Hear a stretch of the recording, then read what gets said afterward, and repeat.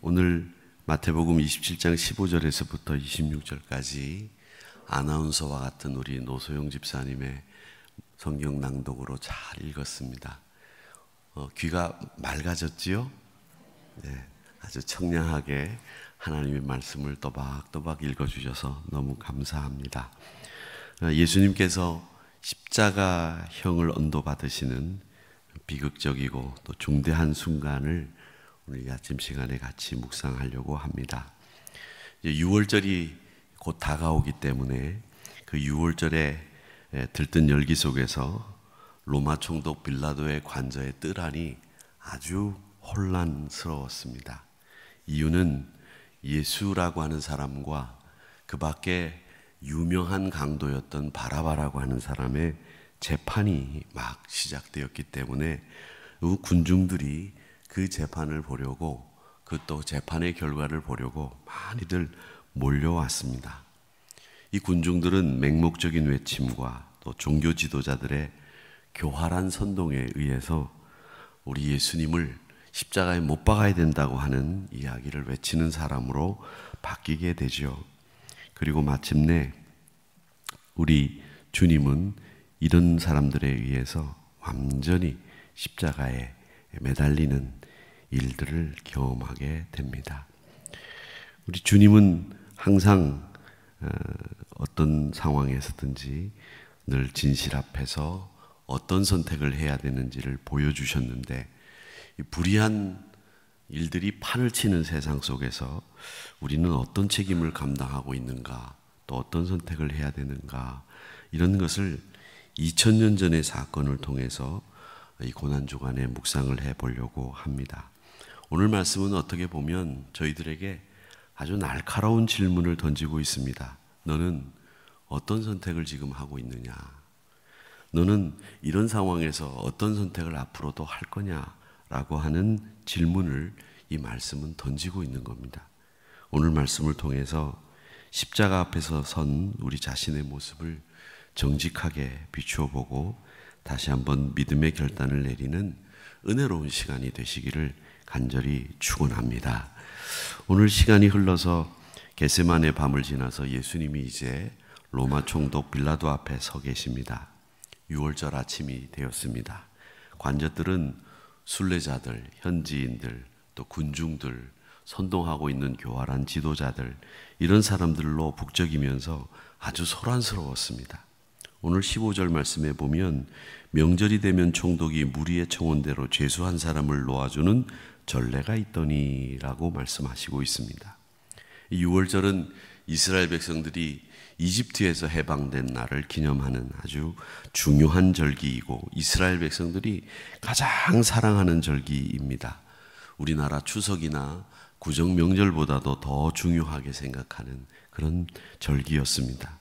민족적인 이 자긍심을 높일 수 있는 아주 좋은 절기이기도 하고, 또 이때는 로마로부터 파송된 총독은 민심을 좀 달래고 그동안 민심들이 좀 소요가 있었다고 하면 그 소요를 막을 수 있는 여러 가지 행사들이나 또 시해 같은 것을 통해서 달래고 또 함께 하나로 만들 수 있는 길을 모색하는 이런 절기가 6월절 절기입니다. 일종의 정치적인 유화책 같은 것을 써야 되는 절기이기 때문에 죄수 중에 한 사람을 석방해 주어서 그로 하여금 선심을 쓰는 이런 모습을 보여주는 때가 바로 이 6월절 때였다는 겁니다. 그러나 이것도 사실은 로마의 아주 철저하게 계산된 행동이지요.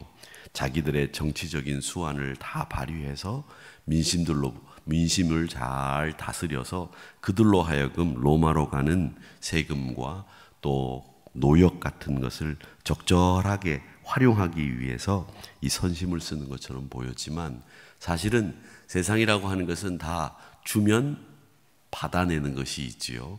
딜이라고 하고 거래라고 하는데, 이런 것이 다 계산되어 있는 행동들을 로마 정부는 이 분봉왕을 세워서 할 수 있도록 했던 겁니다.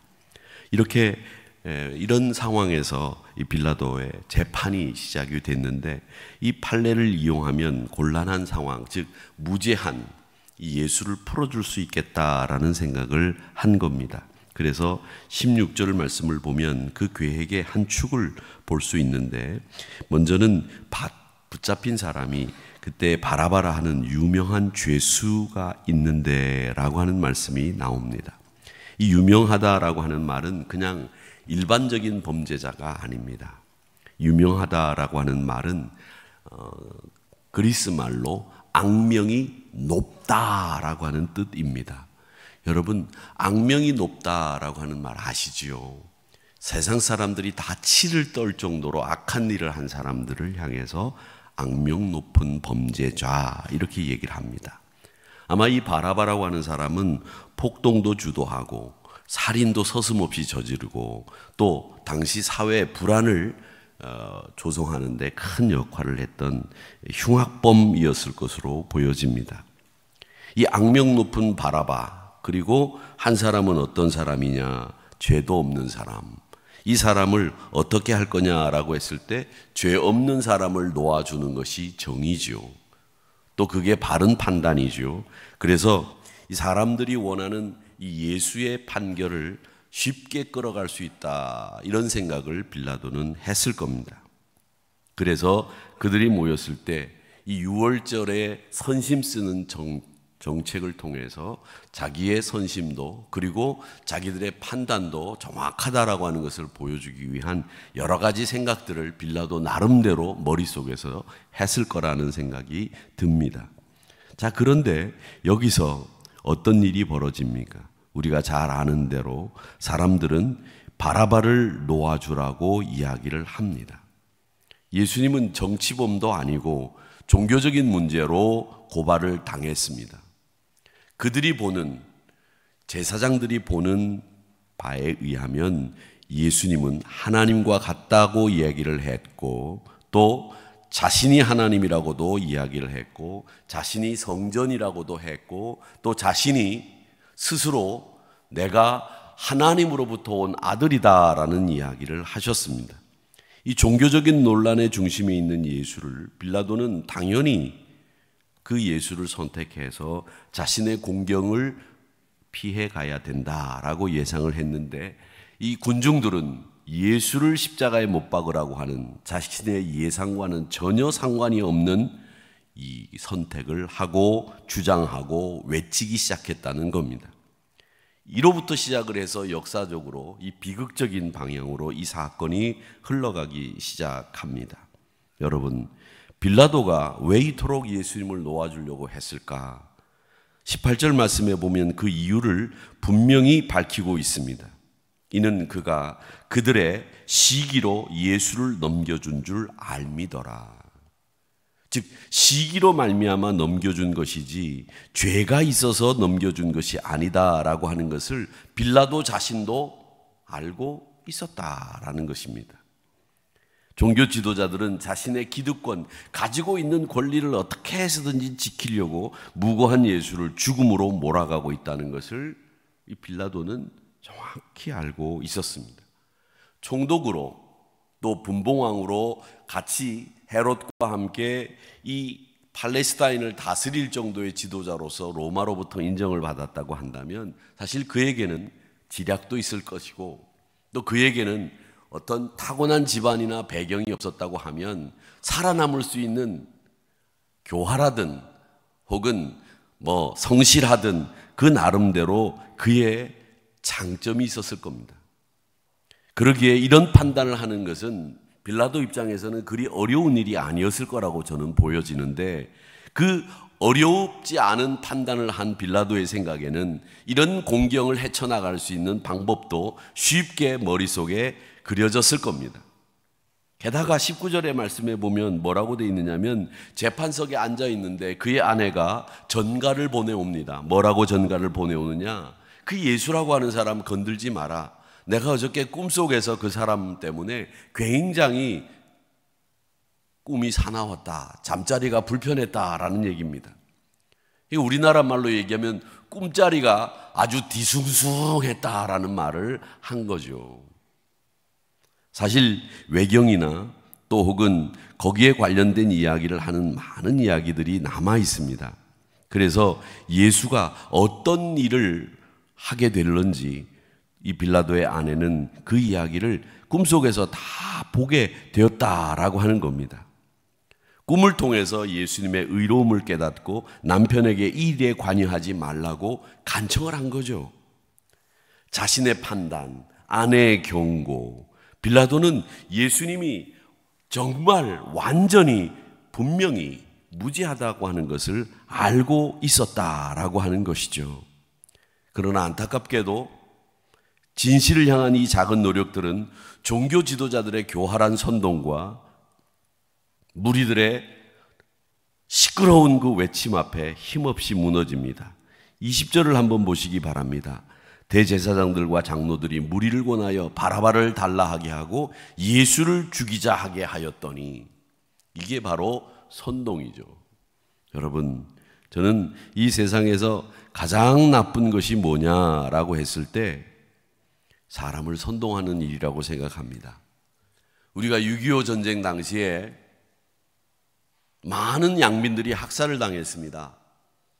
그 양민들이 학살당할 때 그 앞장서서 사람들을 선동했던 사람들, 그 사람들이 지금도 가장 손가락질 받고 있고, 지금은 이제 다 세상을 떠나셨지만 제가 어릴 때만 하더라도 시골에 가보면 저희 외가댁이 막 그 최전선에서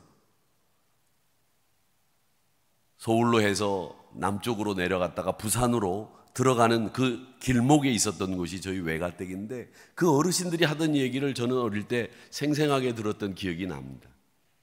사람들을 선동해서 인민군이 들어오기 전에 그 동네 사람들을 인민재판에서 죽이는, 이 선동하는 사람들 때문에 제일 많은 양민들이 학살됐다라는 사실을 많은 어르신들이 증거하고 또 보여주고 또 그렇게 말씀들을 하시는 이야기를 들은 적이 있습니다. 군중들의 심리를 교묘하게 이용해서 진실을 가리고 거짓 증오, 불편한 판결을 이끌어낼 수 있도록 미움을 심어주고 또 분노를 심어주고 이런 일들을 하는 사람들이 있다는 거죠. 이게 바로 이 교활한 종교 지도자들의 역할들이었다라고 하는 것을 오늘 이 말씀을 통해서 우리는 보게 됩니다. 여러분, 21절에서 23절 말씀에 보면 빌라도는 마지막으로 군중들의 그 광기 어린 외침이 어떻게 불처럼 들풀처럼 번져나가는지를 보면서 몸부림치는 안타까운 장면을 보게 됩니다. 21절에서 다시 빌라도가 묻습니다. 둘 중에 누구를 너희에게 놓아주기를 원하느냐? 그랬더니 군중들이 바라바입니다. 군중들의 선택이 명확했습니다. 악명 높은 악질인 사람 죄수 바라바를 놓아달라고 하는 이 어처구니 없는 선택 앞에서 빌라도는 할 수 없이 그를 놓아주게 되는 겁니다. 자, 여러분, 여기서 우리는 이 빌라도가 애를 썼다고 하는 사실을 보게 됩니다. 23절의 말씀에 보면 또 이런 말을 합니다. 빌라도가 이르되 어찌미냐, 무슨 악한 일을 그가 했느냐? 도대체 너희들이 이렇게 소리 지르는 이유가 뭐냐? 그러자 이 백성들은, 군중들은 뭐라고 얘기하느냐? 거기에 대한 명확한 답변 없이 그냥 소리만 지릅니다. 그냥 소리를 지르는 거죠. 광적으로 소리를 지르면서 십자가에 못 박으라고 이야기를 한 겁니다. 이렇게 교활한 지도자들의 선동에 휩쓸린 군중들은 진실을 외면하고 맹목적인 증오와 분노와 불의를 선택하는 어리석음을 범하고 말았습니다. 여러분, 이 외치는 군중들의 모습은 우리에게도 깊은 경각심을 줍니다. 요즘 얼마나 많은 사람들이 여론몰이를 하고 가짜 뉴스와 집단적인 혐오와 편견을 가지고 이런 것들이 우리의 이성을 마비시키고 진실을 보지 못하게 하고 있지 않습니까? 우리는 이런 시대적인 분위기 속에서 우리 그리스도인들은 깨어 있어야 됩니다. 맹목적으로 그 사람에게 색칠을 해버리고 맹목적으로 그 사람들을 이런 사람이라고 분류해버리는 이런 악한 세대 속에서 우리 그리스도인들이 분명히 분별력 있고 정의로운 판단을 내릴 수 있도록 말씀과 기도로 영적인 분별력을 여러분 꼭 가지고 계셔야 됩니다. 그 광기 어린 군중들처럼 선동에 휩쓸리는 이런 사람들이 돼서는 안 되고, 하나님의 말씀 속에서 영적인 분별력을 가지고 정확하게 사태를 볼 수 있는, 그리고 정확하게 하나님의 의를 바라볼 수 있는 눈을 여러분들이 가지고 계셔야 됩니다. 우리 한국교회가 살아야 되고 대한민국이 살아야 된다고 한다면 우리 그리스도인들이 이런 시대적인 편견과 오해와 또 잘못된 분위기 속에서 벗어나야 된다는 거죠. 이런 진실을 향한 외침이 광기에 묻히는 것을 지금 우리는 보고 있는 겁니다. 이런 가운데서 지도자였던 빌라도가 뭘 선택합니까? 24절의 말씀에 보니까 뭐라고 되어 있느냐면, 아무 성과도 없이 도리어 밀란이 나려는 것을 보고 물을 가져다가 무리 앞에서 손을 씻었다고 되어 있습니다. 이 사람의 피에 대해서는 나는 무지하니 너희가 당하라, 그렇게 이야기하죠. 로마 총독의 입장에서는 제일 중요한 게 뭐였느냐? 질서 유지였습니다. 자기가 다스리는 지역이 편안하게 로마 정부의 세금을 꼬박꼬박 갖다 내면서 내가 이 팔레스타인 지역을 편안하게 잘 다스렸다라고 하는 평가를 받아내는 것이 제일 중요했다는 거죠. 하나님의 의, 아니 사람들의 유죄와 무죄 이런 거 상관없이 자기의 정치적인 과업에 실수나 또 혹은 과오가 생기지 않도록 하는 일이 최고 중요한 일이었다라는 거죠. 그래서 빌라도는 비겁하고 편리한 길을 택했다라는 겁니다. 그래서 물을 가져다가 군중 앞에서 손을 씻는데, 이것은 책임을 회피하는 상징적인 행동입니다. 여러분, 지도자는 가장 중요한 덕목이 뭐냐? 책임을 지는 겁니다. 선택이 잘못됐다고 하면 그 선택의 결국은 누구에게로 가느냐? 지도자에게로 가는 겁니다. 그런데 지도자는 지금 여기서 뭐라고 얘기하고 있습니까? 나는 무죄하니 니네들이 책임져라. 이것부터가 벌써 책임을 전가하는 지도자로서의 자격으로는 실격이다, 이런 생각이 듭니다. 도덕적으로 자기의 양심을 정치적인 자기의 업적을 위해서 버리고 권위와 권력과 안위를 위해서 정의를 팔아넘기는 이 빌라도의 모습은 비겁한 타협이죠. 이런 무책임한 행동에 대해서 군중들은 어떻게 반응을 했느냐? 저는 제가 늘 우리 다음 세대들과 하누리교회 열리고 뚫리고 풀리는 우리 자녀들, 예수천대까지 가는 우리 가정, 이걸 위해서 기도하는 저로 볼 때는 끔찍한 말을 하는 겁니다. 도무지 있어서는 안 되는 말을 해요. 뭐라고 얘기하느냐? 24절에 보니까 이 무리들이 이 사람의 피에 대해서 나는 무지하니 너희가 당하라, 이렇게 이야기하니까 백성이 다 대답하여 이르되, 25절입니다. 그 피를 우리와 우리 자손에게 돌릴지어다.